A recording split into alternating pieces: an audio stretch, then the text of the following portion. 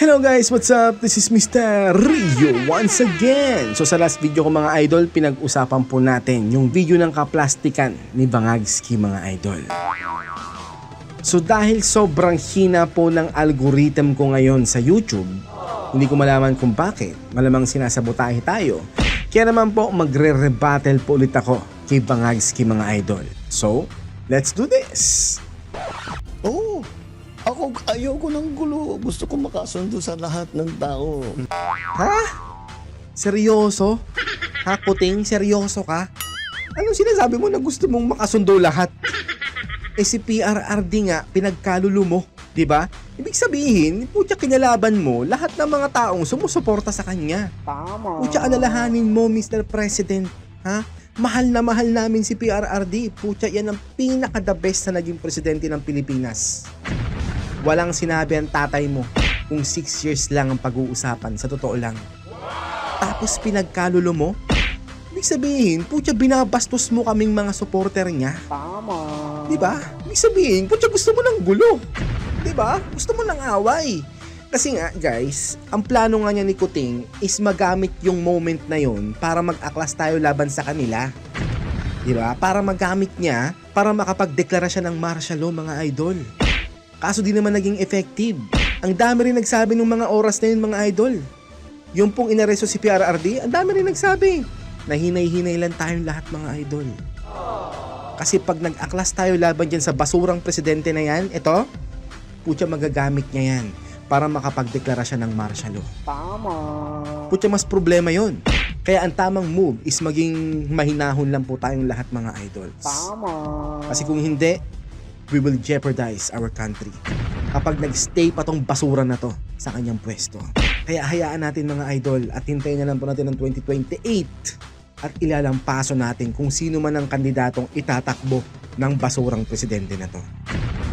Okay ba guys? Mas maganda, marami na akong kaway. Hindi ko kailangan ng kaway, kailangan ko kaibigan. Guys mag-iingat ang lahat, okay? Budol tong presidente na to, okay? Binudol na tayo niyan ilang beses na. Wag na po tayong magpabudol ulit mga idols, okay? Kaya guys, wag maniniwala sa basura na yan kasi budol yan, okay? Handa si Pangulong Ferdinand Marcos Jr. na makipagkasundo sa pamilya Duterte. Pagkatapos ng lahat, no? Pagkatapos niyang ipaaresto o ipagkadulo si PRRD, sasabihin niya yan, no? Ang plastic mo, boy. Tama. Sa totoo lang, ang plastic mo talaga. Ito ay sa gitna ng gusot na kinakaharap ng dalawang pamilya na lumala pa matapos ang pag-aresto at pag-turnover sa International Criminal Court kay dating Pangulong Rodrigo Duterte. Oo nga, kaya nga hindi niya dapat sabihin yan eh. Ito guys ang sabihin niya is nakita niya last election yung puwersa ng mga Duterte supporters. Imagine 27.1 million votes mga idol. Okay? Binawasan pa ng 5 million votes yung mga yun mga idol Binawasan pa. Kaya di ako naniniwala yun lang ang boto ni Kuya Bongo. Baka nga nalampasan niya pa yung boto ng basura na yan eh. Tama. Diba? Kaya guys, yun ang nakikita kong napansin ni Kuting, yung resulta at yung puwersa nating lahat. Diba sabi ko sa inyo mga idol, diba? Yun po ang magiging nating ganti sa mga pinagagawa ng basurang presidente na to. Tama. Yung iboto ang Duterte. Kaso mga idol, parang dinaya talaga eh. Kaya tama lang talaga na ipaglaban nila na magkaroon ng recount para magkaalaman talaga kung kanino po napunta yung more than 16 million votes or more than 16 million overvotes mga idols. Diba? Kaya sa Duterte, i-push nyo lang yan mga idols. Dahil tingin ko talaga yung 10 na Duterte, nakapasok dapat yan sa pagkasenador. Wala dapat makakapasok sa mga inendorso ng basura na to sa totoo lang kung walang dayan. Tama. Sa BBM podcast na ipinost sa social media ni PBBM, sinabi ni Pangulong Marcos na mas nais niya na maging mapayapa ang pagtatrabaho ng lahat. Ang plastic. Hindi ako magtitiwala sa basurang presidente nito sa totoo lang. Ilang beses niya na tayong binudol kaya mag-iingat po tayong lahat mga idol kasi nako, pinaplano na naman pong mambudol niyang hinayupax na yan. Tama. Ako, ang habol ko, yung stability, peaceful. Ha? Stability peaceful? Pucha. Ang plastic naman boy. Sana ginawa mo yan nung first 3 years mo, di ba? Pucha, yung first 3 years nyo, pamumuliti ka lang ginawa nyo eh. Siniraan nyo lang ang mga Duterte. Di ba? Siniraan nyo lang sila. Si VP Sara, yun ang pinagtuunan nyo ng pansin. Yung siraan si VP Sara para hindi siya ang maging next president pagkatapos ng termino mo. Yun ang tinrabaho nyo. Real talk yan, boy. Kaya wala kaming tiwala sa yung basura ka, panggap ka lang. Para magawa namin yung trabaho namin. Plastic talaga. Kaya ako, lagi nga akong bukas sa ganyan. I'm always open to any approach na, alika, magtulungan tayo. Jesus! Magtulungan tayo, hindi na. Ang mas maganda, bumaba ka na lang sa pwesto, boy. Sa totoo lang, bumaba ka na lang sa pwesto. Kasi si VP Sara, alam niya kung paano ibaba ang presyo ng bigas, diba? So bakit niya i-share yung information na yun sa'yo? Hindi kanino yung credit, di ba sa'yo? Diba? So para mas maganda, boy, bumaba ka na lang sa pwesto. Hayaan mo na si VP Sara ang umupo dyan. Para 9 years siyang presidente. Diba? Mas maganda yung kuting. Yung suggestion ko na yung bumaba ka na lang. Kasi sa totoo lang, irrelevant ka naman. Wala ka naman talagang kwentang leader eh. Gaya nga ng sabi ng kapatid mo na si Amy Marcos, ang nagpapatakbo ng gobyerno ngayon ay Araneta at Romualdez. Yun ang pangalan ng gobyerno ngayon, boy. Okay? Kaya ang suggestion ko sa'yo, umalis ka na lang sa pwesto mo. Dahil real talk, wala ka naman talagang kwentang presidente. Kuting. Okay? Real talk yun. Diba? Hindi tayo magkasundo sa polisiya. Hindi tayo magkasundo. Gawin mo yung trabaho pero huwag na tayong nangugulo. What's up? The fact na pinaaresto mo si PRRD, siniraan nyo si VP Sara, pinaratangan nyo ng mga kung ano-ano na ikaw naman na nag-send ng ano na yon, ng confidential funds na yon. Eh pucha, diba? Puro salungat yung mga sinasabi mo sa ginagawa nyo. Real talk yun, boy. Okay? Hindi rin makikialam ang Pangulo sa impeachment complaint laban kay Vice President Sara Duterte. Aba, natural! Alam mo ba, Ngagski, kahit na makialam ka, wala rin namang effect.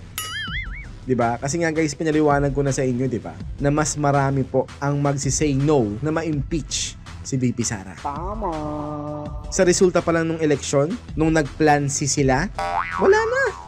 Wala na guys, wala na. Kahit anong sabihin mo, boy. Kaya nga nakikipagbati ka na eh. Kasi purnada lahat ng mga plano nyo eh. Diba? Kung napasok mo lahat ng mga senador mo, yung 12 senador mo sa alyansa, pwede. Kaso hindi eh. Diba? Nasilip yung garapalang dayaan nyo eh. Kaya hindi mo na natuloy yung plano mo sana na ipa-impeach si VP Sara. So safe na po si Vice President Sara Duterte, mga idol. Good news po yun. My God, thank you, thank you. Yung impeachment, nasa Senado na yan. Pabayaan natin sila, may proseso yan. Pabayaan natin ang proseso. Ako, basta ang nasa isip ko, tapos ng eleksyon, balik sa trabaho. Basta isipin mo, tapos ng eleksyon, nakita mo na sinampal ka naming lahat sa resulta ng eleksyon. Yun ang sabihin mo, kuting. Kasi may daya pa yun, guys, ha? Allegedly may daya pa yun. Merong more than 16 million overvotes. Okay? May daya pa yun, mga idol. Kaya hindi pa yun ang legit na resulta ng eleksyon. So dapat, kung 4.5 million, yung sana kwenta ko eh, na binawas nilang boto eh.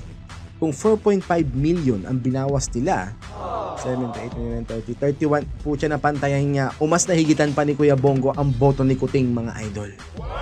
Sa totoo lang, putya, binawasan pa ng 4.5 million yung boto ni Kuya Bongo. Yung kay Bam Aquino, mga 3.5 million yata. Hindi pare-parehas yung pagbawas nila. Maiintindihan ko pa kung parehas yung pagkakabawas sa lahat ng mga kandidato eh, di ba? Kung 4.5 million each candidate lahat eh, kaso hindi eh. Anong nangyari, di ba? Yun ang dapat yung ipaliwanag.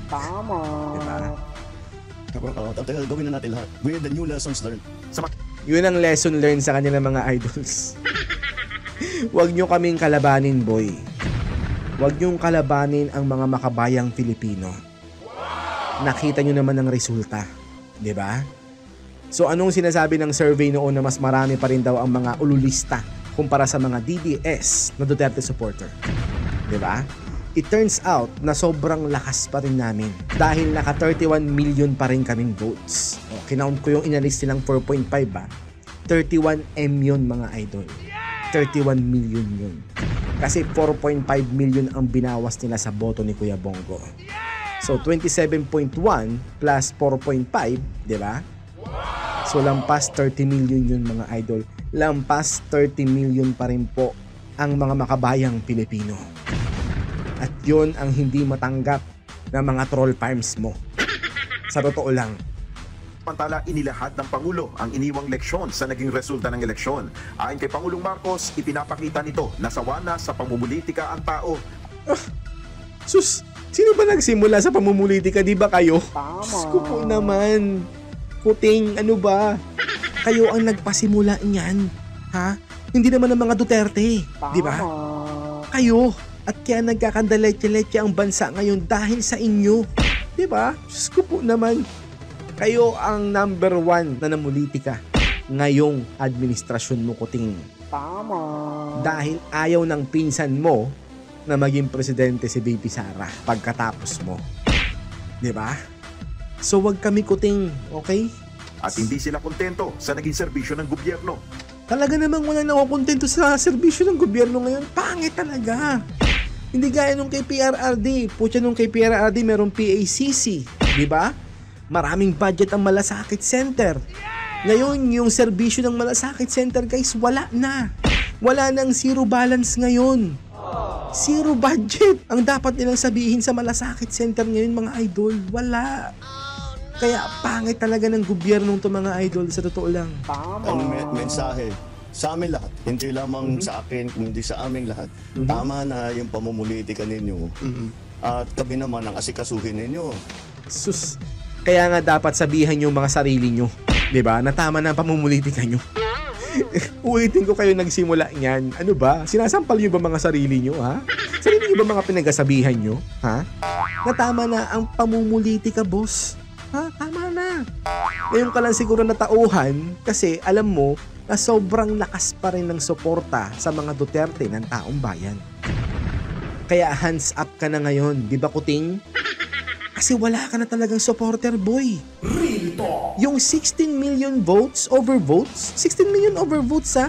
Pucha, baka nga sa mga alyansa pang nandyan yan, eh. Sa top 12 mo, eh. Kaya naka 17 million yan si Erwin Tulfo, eh. Diba? So kung yung overvotes na yon, puro alyansa ang boto, dapat ibawas sa kanila ang mga boto na yon. Diba? So sa madaling salita, mga idol, nasa 1 million na lang siguro ang supporter ni Kuting. Allegedly. Because of that more than 16 million overvotes. Diba? Tama rin pa rin. Yan naman talaga ang dapat natin ginagawa. Yun naman pala, ba't di mo ginawa? Diba? Kasi nga, inuna nyo pa ang pamumulitika. Inuna nyo pang siraan ng mga Duterte. Tama. Mas inuna nyo pang ipagkalulo ang mga Duterte kumpara sa pangalagaan ang taong bayan. Gaya ng mga sinasabi mo ngayon. So wala ka talaga, Kuting. Basura ka talagang presidente ka. Tama. Disappointed ang tao sa serbisyo ng gobyerno. Hindi nila nararamdaman at masyadong mabagal ang tao. Buti alam mo. Mabagal naman talaga, ng pagbubuo ng mga project na hindi pa nila maramdaman. Talagang walang nararamdaman, boy. Simula nung day 1 na umupo ka, ang naramdaman lang ng mga tao is corrupt kayo.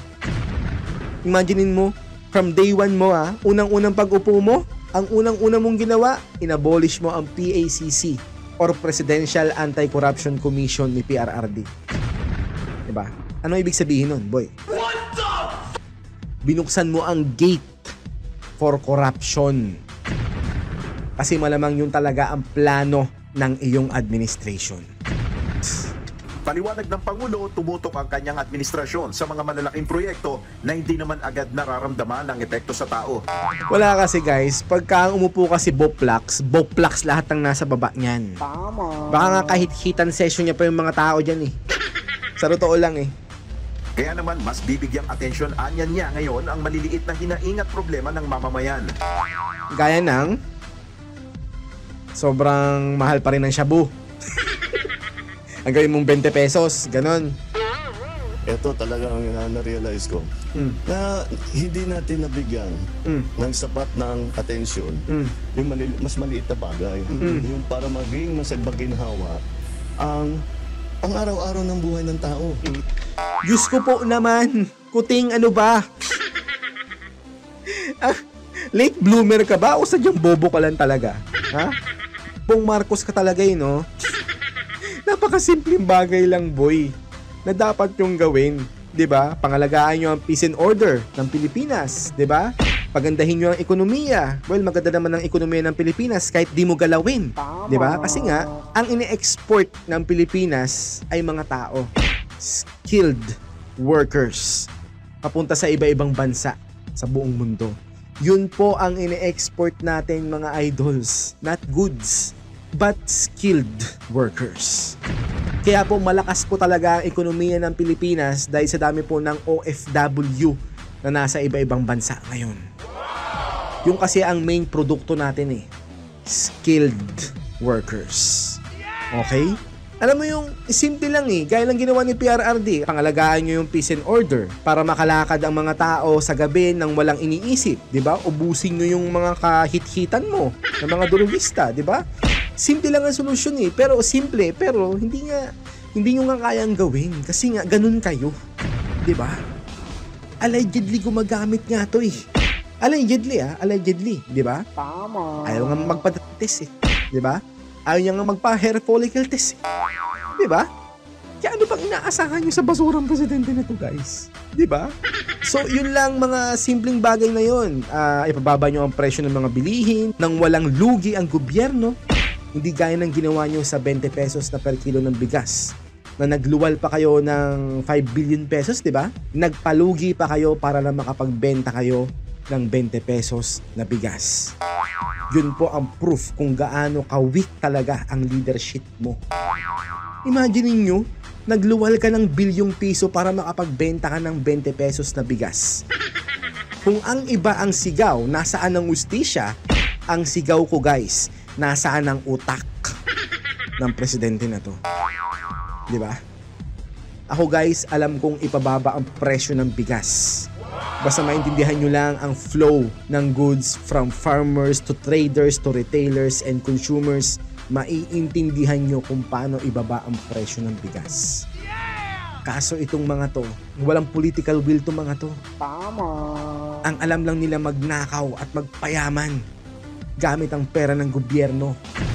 Kaya nga di ba sabi ko sa last video ko, the moment na inalis ni Kumag ang PACC, na wala na po ang tiwala ko sa basurang presidente na to. Yun lang mga simpleng bagay na yun, Bangagski, ang dapat yung gawin para maging okay ang mga buhay ng mga Pilipino. Hindi nyo kayang gawin. Diba? Kasi nga, wala kayong pakialam sa amin. Tama. Ika nga ni Michael Jackson, diba? All I wanna say is that they don't really care about us. True yun, mga idol.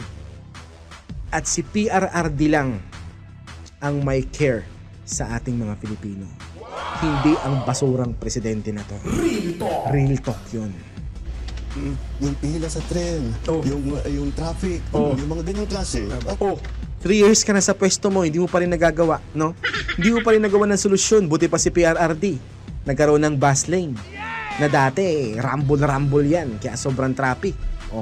Kaya mo ba yun, Bangagski? Ha? Wala ka kasing utak. Utak mo kasi ang liit na. Kasi nga, ay naku, sa kagamit mo. Para naman mas maginhawa ang buhay ng tao. Kasi iniisip ko hindi, pag pinaganda natin yan, gaganda rin. Aba, natural. Anong gagawin natin ngayon habang inaantay na? Diba? Yan na naman siya Ano gagawin natin ngayon? O ano, kumunganga ka. Ay hindi, ito pala, bumaba ka na sa pwesto. Hayaan mo na si VP Sarang magpatakbo ng gobyerno. At ipasok niya ang mga bright individuals dyan sa gobyerno na may mga utak para solusyonan ang mga problema ng mga Pilipino. Kasi it turns out na ang mga pinasok mo lang dyan sa gobyerno ay mga kabaro mo, mga tropa mo. Mga kahit-hitan session mo pa ata. Allegedly, no? Kasi nga, allegedly, gumagamit nga daw to si Kumag, di ba? So, Wag na, Mr. President. Umalis ka na lang, bumaba ka na lang para maging mapayapa ang lahat, di ba? Gagawin natin ngayon. Yan naman siya. Anong gagawin natin ngayon? Bumaba ka na. Ayun na talagang bibigyan natin ng atensyon ngayon. May babala rin si Pangulong Marcos sa mga miyembro ng gabinete na hindi magtatrabaho ng maayos. Yung mga hindi awapit, tinanggal ko na. Imahal niya, tiyanggal ko na. Ulupong, tanggalin mo lahat, pati sarili mo. Yun ang maganda. Total reset sa gobyerno. Magkakaroon pa ng magandang future ang Pilipinas pag nawala ka. Bong Marcos, totoo lang. Real talk yun. Kung na hindi sila nakapag-perform na mabuti. Ito nga, sasabihin, pakinggan niyo yung tao. Sa tanong naman, Ay, ngayon yung tao. Ng utak. Yung muna naisipan yan. kung paano siya dapat nakilalanin bilang leader, sagot ng Pangulo, I want to be respected but maybe fear is better. Ha? Respected ikaw? Ikaw respeto namin, boy? Diyos ko po naman. Learn how to respect the Filipino people first before we respect you.